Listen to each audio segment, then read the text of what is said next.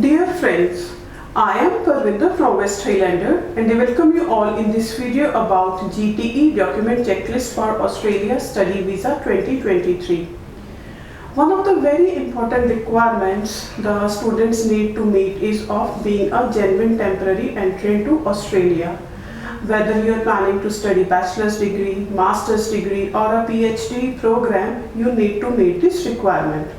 In this video, I will be speaking about the documents which the students may attach with their student visa application which prove that they meet the GTE requirements. So friends, keep watching for complete information. It is very important that you prove that you are a genuine entrant to Australia whose only purpose to visit Australia is to study. To prove this, the applicants may attach certain documentation which prove their genuine intent of study in Australia. The first set of documents is the funds and financial income proofs. You are planning to spend lakhs of Indian rupees for your further study in Australia, and you must provide evidence that you have got the required amount of funds as well as family income who can support your studies. The students must attach evidence that they have ready access to first year of their tuition fee, first year of their cost of living, as well as travel expense of Australian dollars 2000. Along with having the funds readily available, students must also prove that these funds are in genuine available for their stay in Australia. To support this, the students must attach the documentary evidence that their family circumstances in India are good. This is the first set of documentation which the students must attach as a part of their GTE document checklist. The second set of documentation are the papers which prove that you have been continuously engaged in some activity. This could be your academic study or work experience.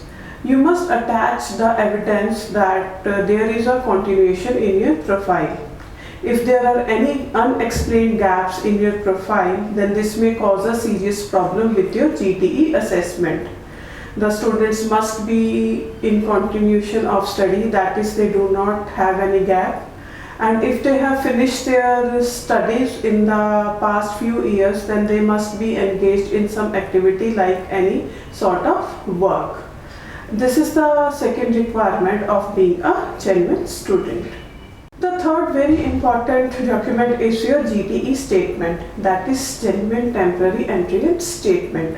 The students must carefully draft this statement and must convey their study goals to the case officer through this statement. They must mention in this statement that why they have chosen to do a particular course in Australia, how that course is relevant to their current academic background and any work experience they may hold. What are the options they have studied in Australia, like what other universities and colleges they researched about in Australia. Why did they choose to do this course in this particular university in Australia? Why did not you choose to study in your home country or any other study abroad destination like Canada or New Zealand? What are the career aspirations you expect to have once you successfully complete your course? These are few of the points which the applicants must mention in their GTE statement. Friends, I hope you find this video useful. For any query you may have about your study in Australia, please contact West Highlander. We are a team of experienced and expert counselors who can guide you throughout the process. Thank you.